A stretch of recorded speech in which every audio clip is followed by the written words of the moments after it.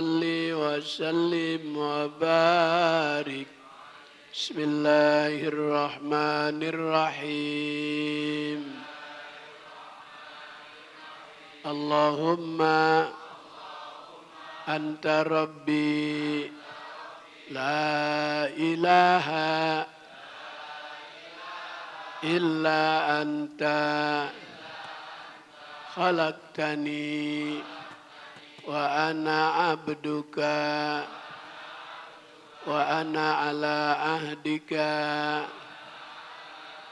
wa wa'dika mastata'tu a'udzu bika min syarri ma sana'tu abu'u laka bi ni'matika alayya wa abu'u bi dzambi faghfirli fa innahu la yaghfiru dzunuba illa anta. Allahumma inni a'udzubika min ilmin la yanfa wa min qalbin la yakhsha wa min nafsin la tashba wa min du'ain la yusma wa min amalin la yurfa birahmatika ya arhamar rahimin. Al-Fatihah. Bismillahirrahmanirrahim. Bismillahirrahmanirrahim. Alhamdulillahirabbil alamin arrahmanir rahim maliki yaumiddin iyyaka na'budu wa iyyaka nasta'in ihdinas siratal mustaqim siratal ladzina an'amta 'alaihim ghairil maghdubi 'alaihim waladdallin. Amin. Fatihah yang kedua, barangkali di antara keluarga kita ada yang kurang sehat. Semoga Allah Ta'ala beri kesehatan yang sempurna. Biniyati syifa kamilan. Al-Fatihah. A'udzubillahi minasyaitonirrajim. Bismillahirrahmanirrahim. Alhamdulillahirabbil alamin arrahmanirrahim maliki yaumiddin. Iyyaka na'budu wa iyyaka nasta'in ihdinas siratal mustaqim siratal ladzina an'amta 'alaihim ghairil maghdubi 'alaihim waladdallin. Amin. Yang pegang kitab hadis yang ke-47. Bismillahirrahmanirrahim. Qala al-musannif rahimahullah wa adaman nafa'a bi barakati ulumihi wa bikum fid dharain amin. Qala an-nabiy sallallahu alaihi wasallam akhsha ma khasitu ala ummati kibrul batni wa mudawamatun naumi wal kasalu wa dha'ful yakini rawahu ad-Daruqutni an Jabir. Wa qala an-nabiy sallallahu alaihi wasallam addi ma aftaradallahu alayka takun min a'badin nas wajtanib ma harramallahu alayka takun awra'an nas warda bima qasamallahu laka takun min aghnan nas. Rawahu Ibnu Adi an Ibnu Mas'ud. Alhamdulillah kita telah dapat melaksanakan kewajiban ibadah salat subuh berjamaah, dilanjutkan dengan kewajiban yang kedua thalabul ilmi. Mudah-mudahan Allah beri kita ilmu yang manfaat, taufik dan hidayat, ridho dan inayat, sehat dan afiat, selamat di dunia, selamat juga di akhirat. Kayaknya wajah jamaah Taufikur Rahman seger-seger. Apa habis pada makan sate ini ya? Alhamdulillah. Kata Nabi, akhsya ma khasitu ala ummati. Di antara kekhawatiran yang paling aku takutkan terjadi kepada umatku, satu, kibrul batni, terlalu gendut perutnya. Waduh, apa ini maksudnya terlalu gendut perutnya? Kantong makanan manusia, usus manusia yang buat nyimpen makanan itu paling gede 30 cm. Lebih besar kantong makanan kerbau, sapi. Yang kemarin kita korban di sini alhamdulillah ada 14. 4 sapi. Alhamdulillah. Itu lebih besar kantong makanan usus sapi, kerbau, onta. Tapi sebesar-besarnya kantong makanan sapi, kerbau, onta itu kalau udah gendut berhenti dia makan. Beda sama manusia, perutnya udah gendut, rekeningnya digendutin juga. Iya apa iya? Itu tuh yang bikin rusaknya ekonomi negara, bukan kerbau, bukan sapi, bukan onta, tapi manusia. Nabi khawatir itu. Di antara kekhawatiran yang paling aku takutkan menimpa terjadi kepada umatku, kalau perutnya terlalu besar, menghalalkan berbagai macam cara.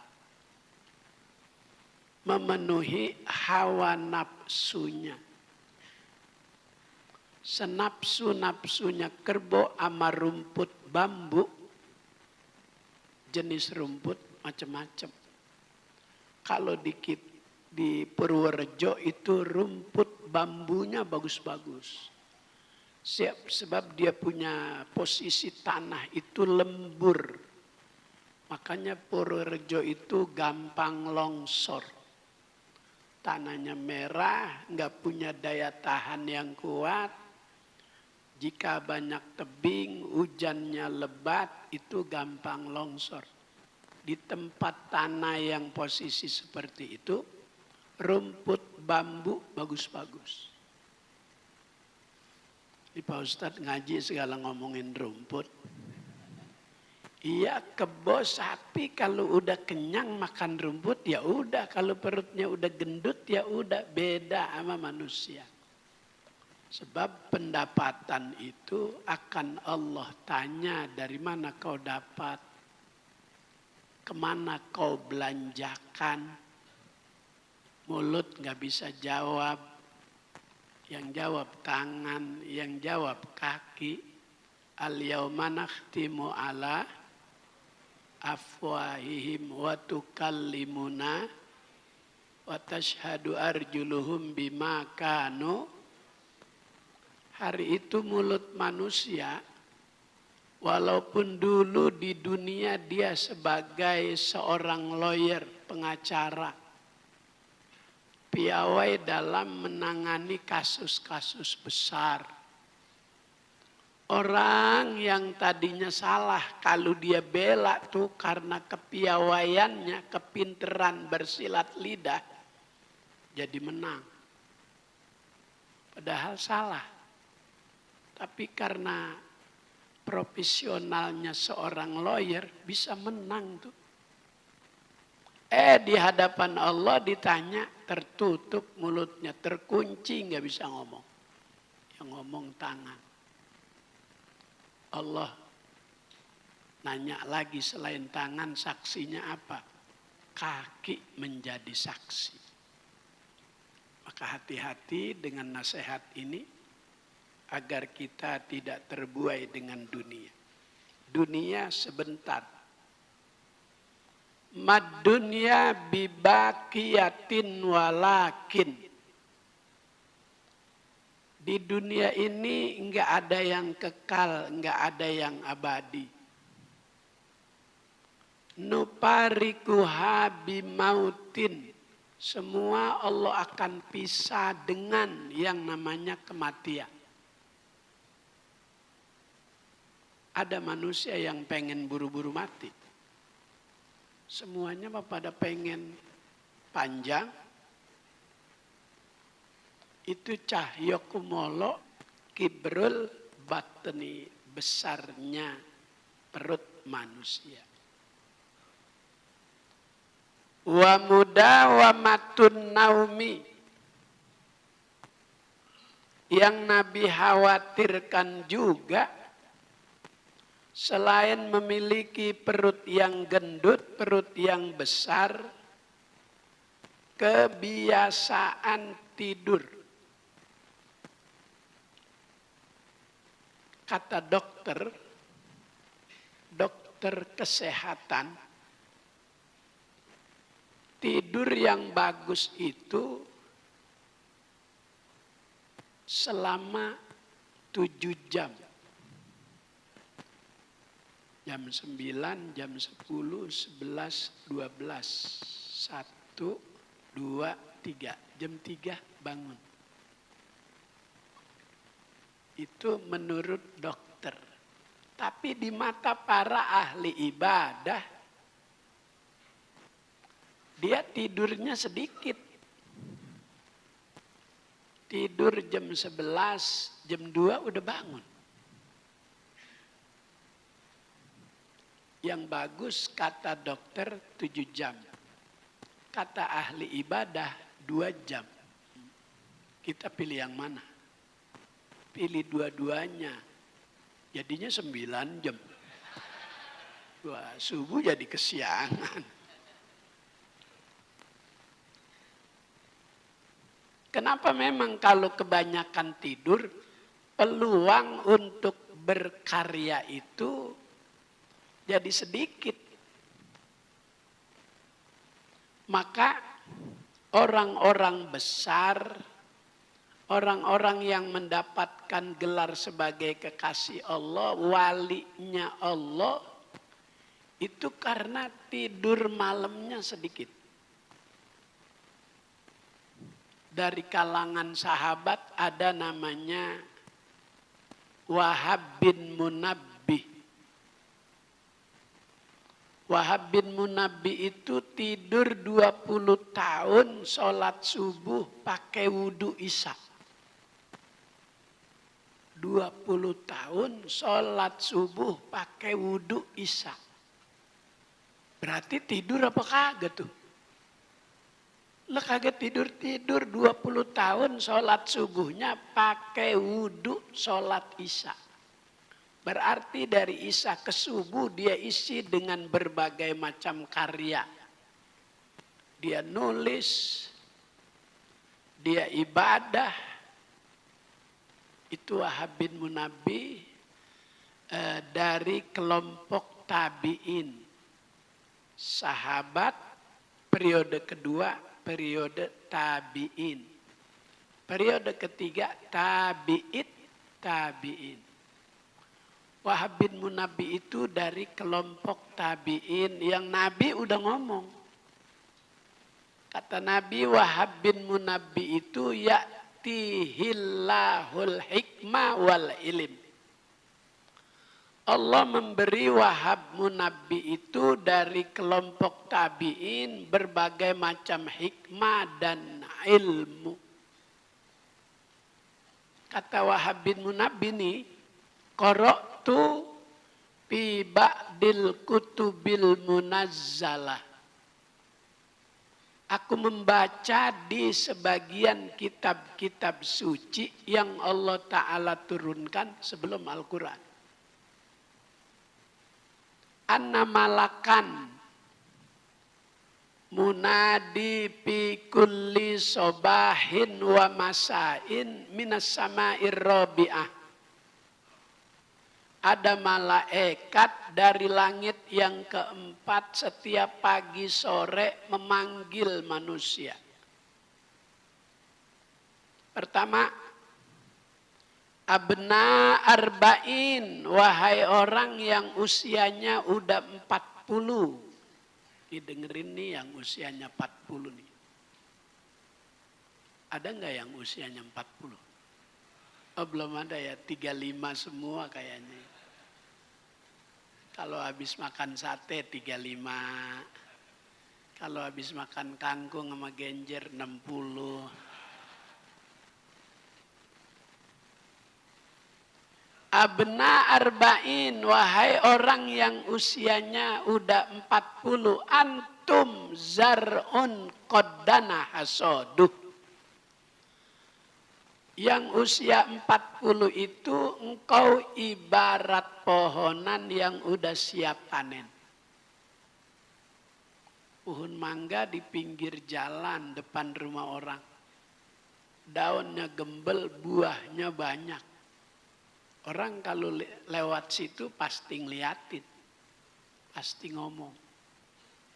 Ya Allah, itu pun mangga cakep amat, daunnya gembel, buahnya banyak. Orang lihat aja udah demen, padahal belum dibagi. Usia 40, ada orang cakep dalam urusan ibadahnya, maghribnya berjamaah, subuhnya berjamaah. 5 waktu berjamaah. Tiap waktu keluar masjid, tetangga masjid ngeliat, orang demen. Ya Allah, itu dia rajin amat, masih muda, usia 40.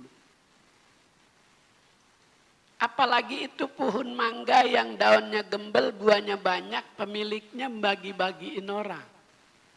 Orang yang lihatnya demen tambah demen. Usia 40 udah gitu orang lihat demen karena kesolehannya.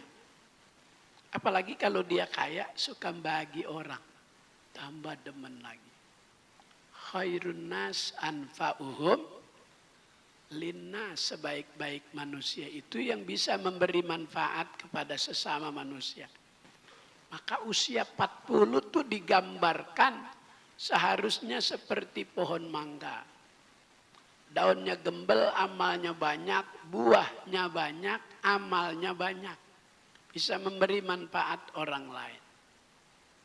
Kenapa usia 40? Sebab usia 40 itu barometer. Nabi diangkat jadi Rasul usia 40.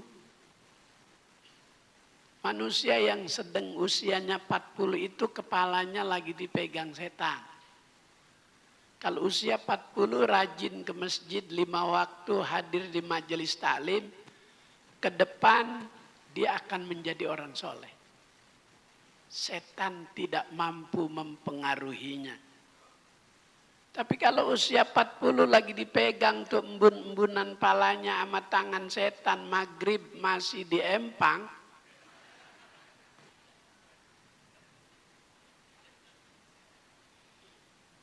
kesononya bakal suram kehidupannya.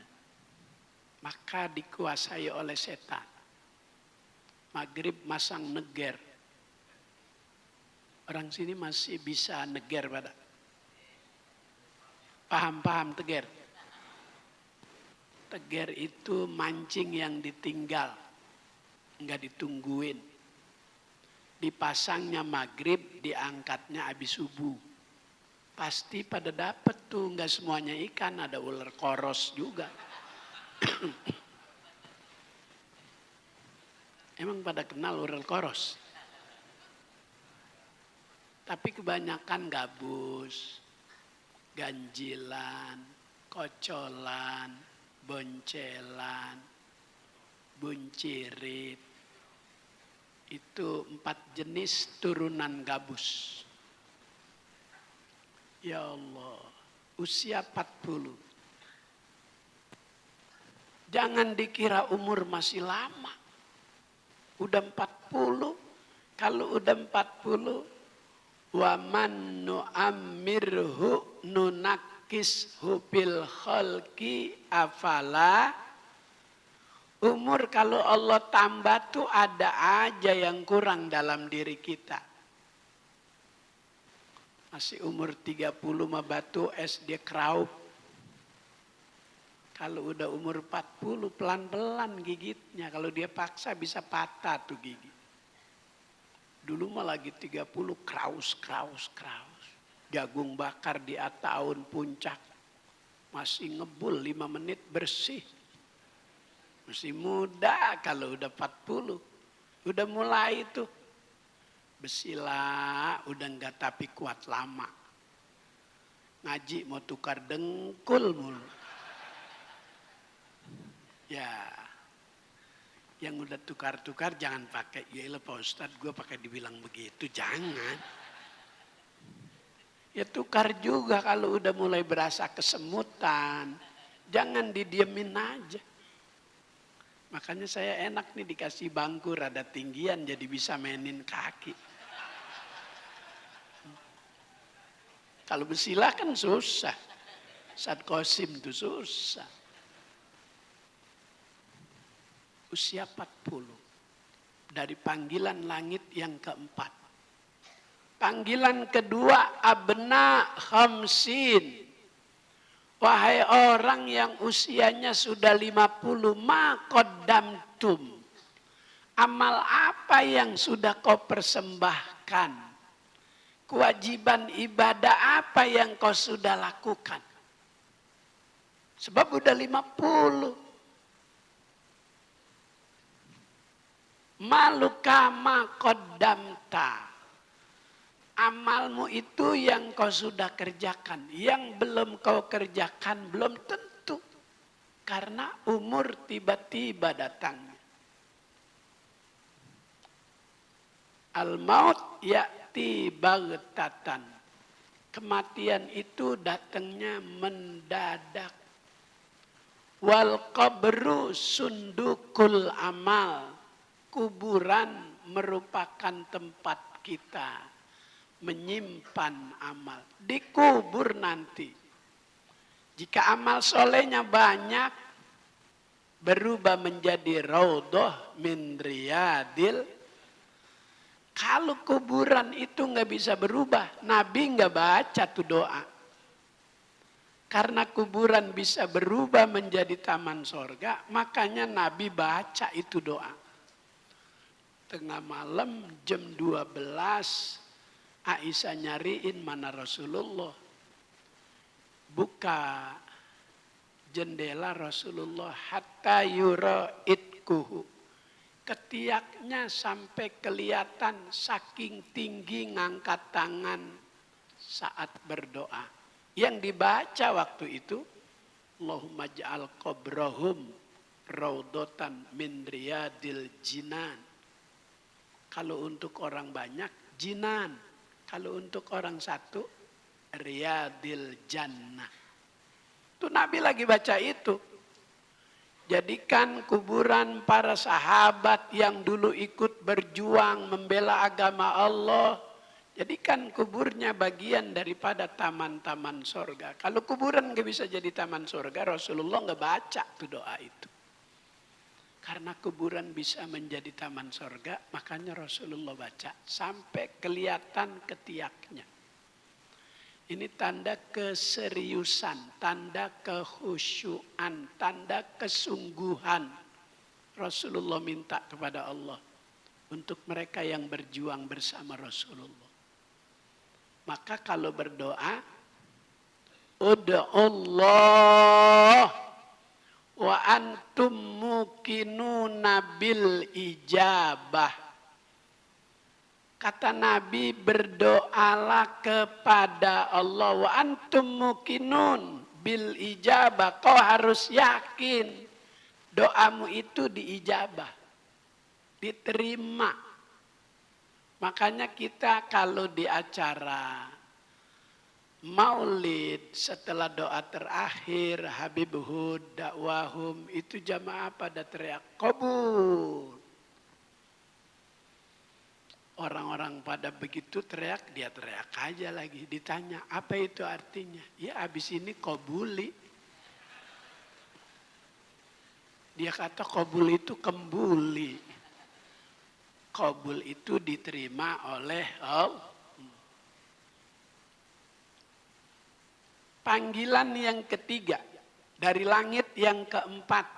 Kalau tadi panggilan yang kedua, abna khamsin, wahai orang yang usianya udah 50. Amal apa yang kau sudah persembahkan untuk Allah? Panggilan ketiga, abna sittin, la uzra lakum. Wahai orang yang usianya udah 60. La udro lakum. Jangan banyak alasan. Ngaji yuk subuh. Di Sabtu ketiga. Di Taufikur Rahman. Ya. Gue lagi lemes banget ini. Ntar dah. Emang lu kemarin kagak lemesnya kemana? Pas udah lemes baru bilang. Tuh kalau udah usia 60 kata Wahab bin Munabbih dari panggilan yang terdengar lapisan langit ketiga. Kalau udah usia 60 jangan banyak alasan. Mobil kalau umurnya 60 tahun jadi barang antik. Banyak komunitas pencinta barang antik. Di Menteng ada jual barang-barang antik. Jalan Surabaya. Tapi manusia umur 60 bukan antik, banyak rematik. Udah lebih dekat ke kuburan, udah 60 ngikutin umur Nabi kan 3 tahun lagi. Seharusnya usia 60 lebih sering ke masjid, bukan ke empang.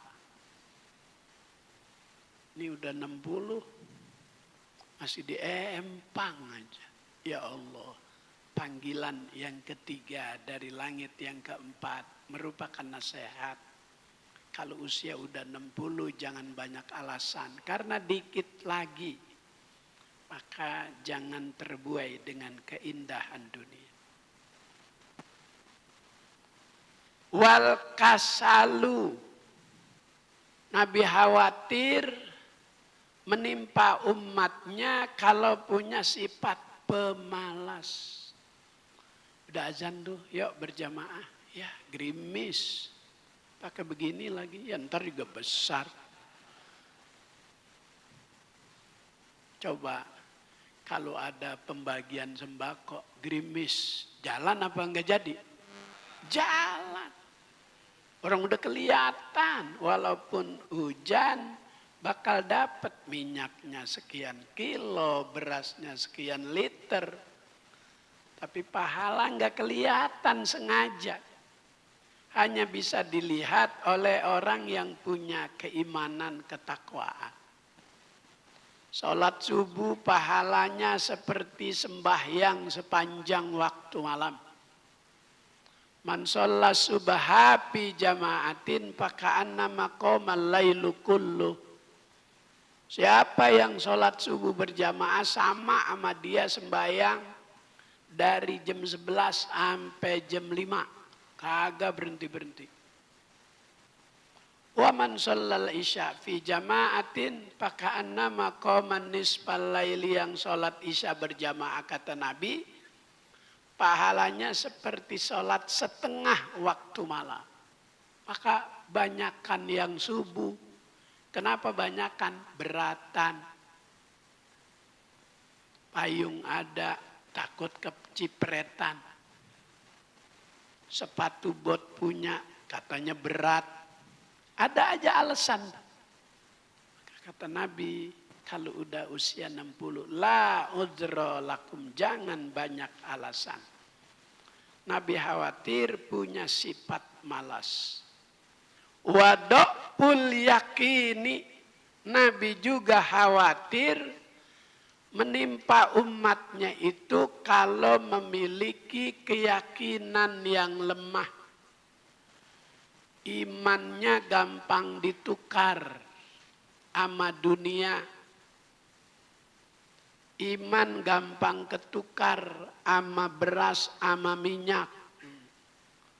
Maka banyak orang pindah keyakinan karena lemah keyakinan, karena diiming-imingi oleh dunia. Jadi yang pegang medsos, yang megang alat komunikasi, jika ia sering buka, banyak orang yang memiliki keyakinan lemah sampai pada pindah agama gara-gara diimingi itu. Di daerah Sukabumi, di daerah Cianjur Kulon, Cikalong Kulon.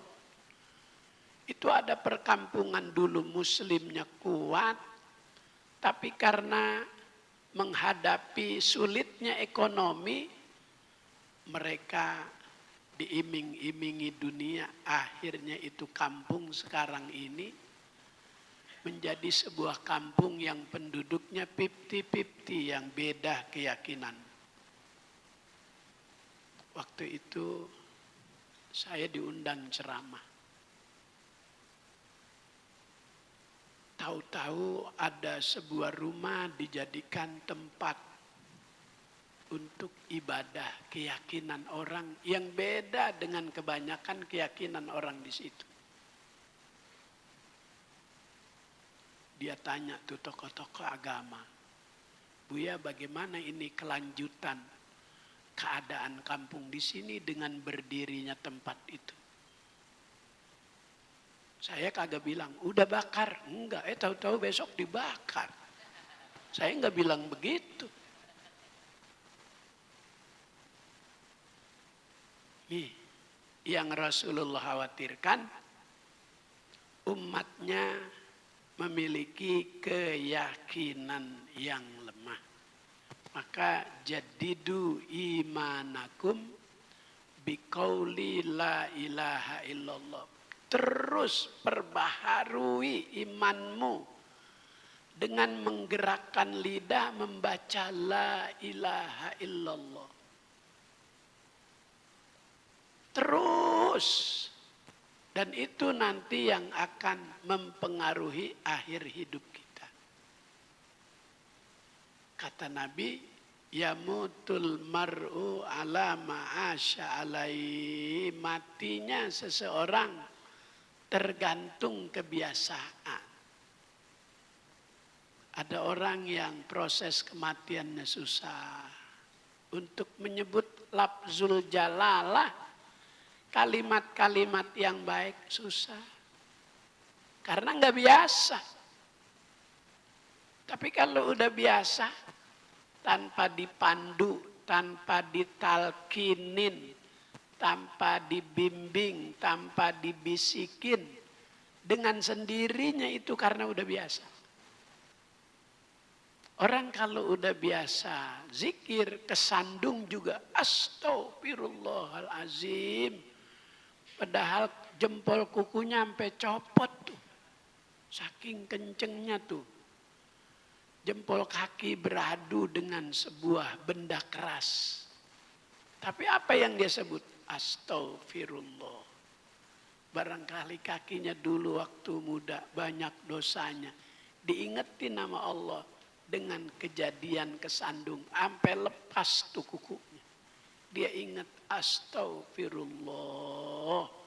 Dulu waktu masih muda ini kaki banyak jalan ke tempat-tempat yang dilarang. Dosa kecil dengan istighfar.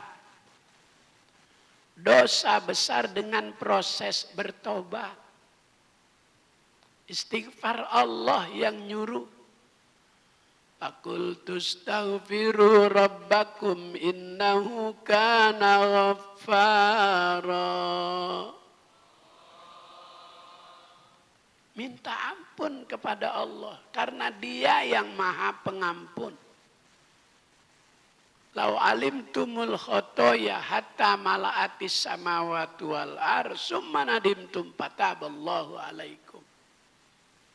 Seandainya kamu tahu dosa kamu itu sepenuh 7 lapis langit, 7 lapis bumi, nyesel janji sama Allah nggak bakal ngulangi lagi, tobat. Fataballahu alaikum. Allah Ta'ala terima tobatmu. Allah Maha Pengampun. Allah Maha Penyayang. Dosa kecil dengan istighfar, dosa besar dengan proses tobat.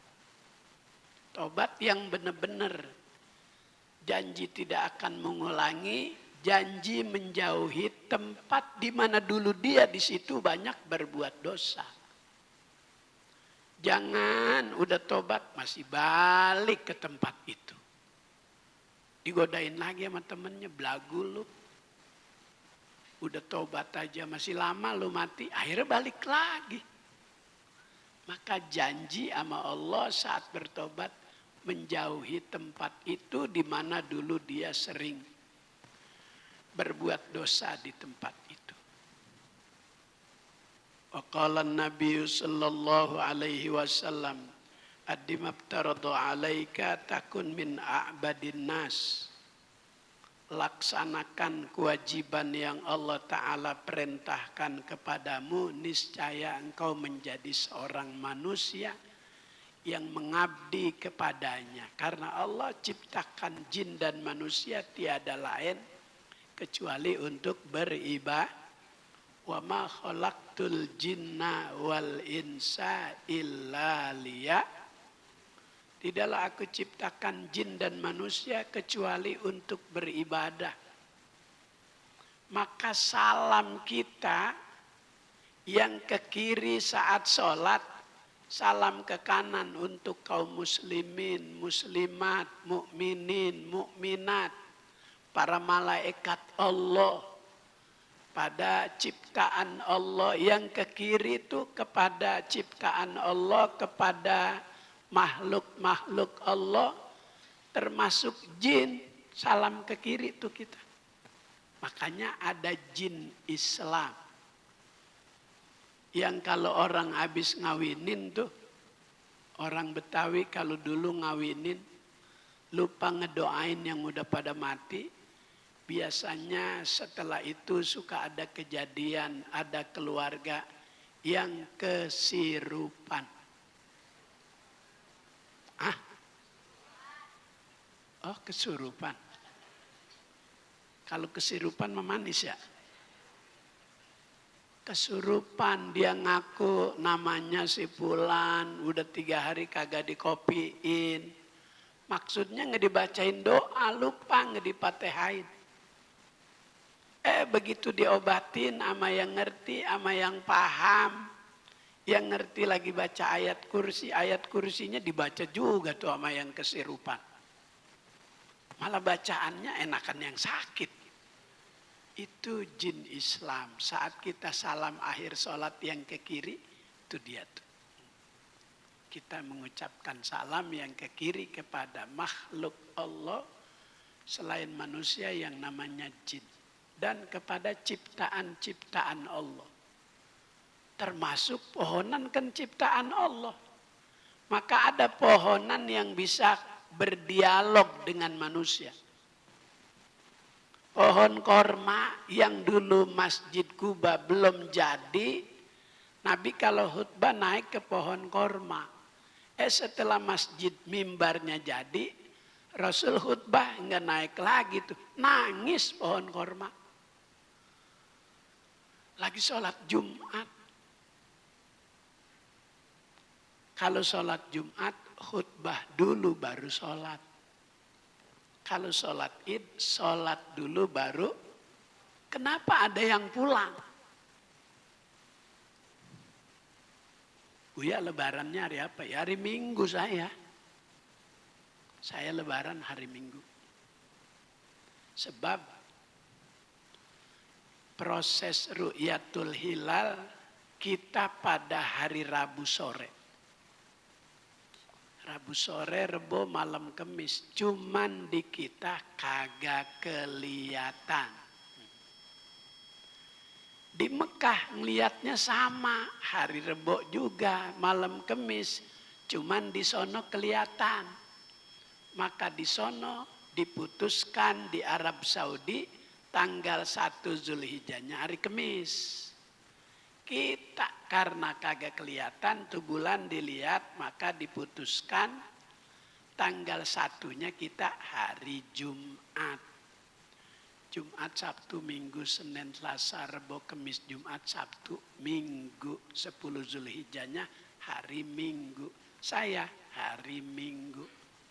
Kata Imam Syafi'i dalam urusan ibadah, ikuti ketentuan di negaramu. Negara kita menentukan 10 Zulhijjahnya hari Minggu, ya hari Minggu. Pak Ustadz, kok di sono wukufnya hari Jumat? Tidak ada kaitan lebaran itu dengan wukuf. Lebaran berkaitan dengan hilal, dengan bulan.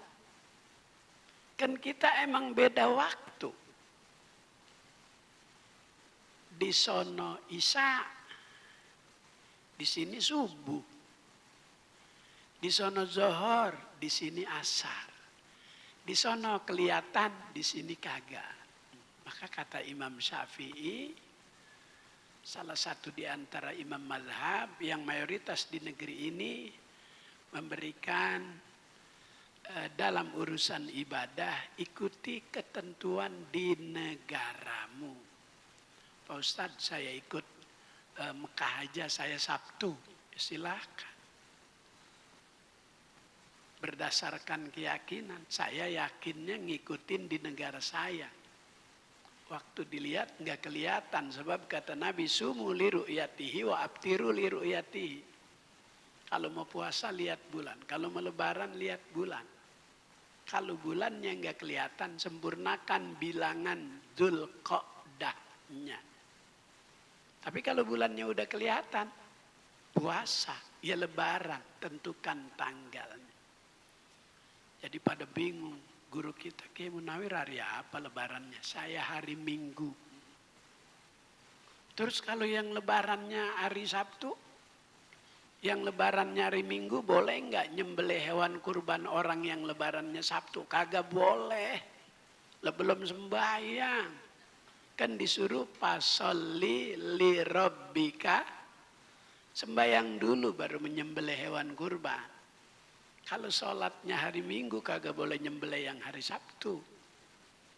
Kesian orang nggak dapat pahala kurban, hanya dapat pahala sedekah biasa. Jelas? Maka pentingnya ngaji, ilmu-ilmu dalam urusan ibadah menjadi jelas. Wajtanib ma harramallahu alaika takun awra'an nas. Hindari olehmu akan hal-hal yang Allah Ta'ala haramkan, niscaya kamu menjadi orang waro. Waro itu penuh dengan kehati-hatian. Jangankan yang haram, yang subhat aja tuh sama orang waro nggak bakal dia kerjain. Maka ada orang zuhud, ada orang waro. Ada bid'ah inda zuhdi wal waro. Bid'ah inda zuhdi wal waro, bid'ah mazmumah. Tapi masih bersifat mubahah. Cuma di kalangan zuhud dan waro nih, bid'ah mazmumah, seperti berpakaian yang berlebihan. Zaman dulu dikenal celana panjang yang bawahnya gede lebar, apa namanya? Oh, bray cut. Cut bray. Yang sepatunya waktu itu zaman itu yang haknya tinggi. Dulu dipakai oleh kelompok Kus Plus. Muri, Tony, itu pada pakai celana zaman itu. Yang nyanyinya, bukan lautan, hanya kolam susu. Dulu waktu itu. Inda zuhdi wal waro, di mata para ahli zuhud dan waro, itu bid'ah mazmumah. Maka lihat orang zuhud pakaiannya biasa. Yang kedua, di dalam urusan makanan. Zuhud dan waro makan sekedarnya. Berhenti sebelum kenyang. Makan ketika udah lapar. Beda sama orang kampung saya, kalau datang di pesta pernikahan tuh semuanya dimakan. Somai, sotomi, bakso, dimsum, zupazup, sayur, sate lontong, kambing guling, es duren, es cendol, es, semua dimakan. Inda zuhdi wal waro, itu yang begitu bid'ah mazmumah, tercela.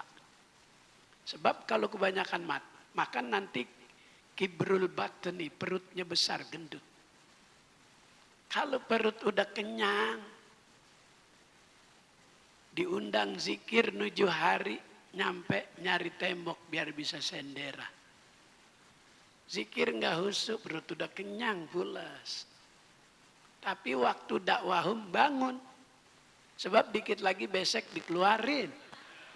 Tuh, pokoknya urusannya makan mulu dah. Kalau udah perut begitu tuh. Maka inda zuhdi wal waro, ahli zuhud dan orang yang punya sifat waro, itu nggak mau banyak-banyak makan.